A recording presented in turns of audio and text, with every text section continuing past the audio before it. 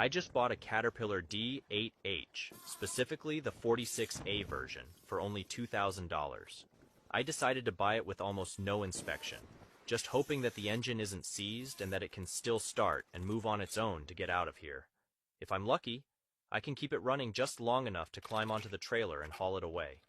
As you can see, this beast has been sitting in the weeds for a long time.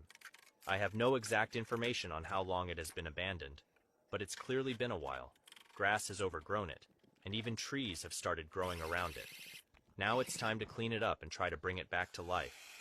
Hopefully, this rugged machine will roar again and be ready to serve my work. Let's go.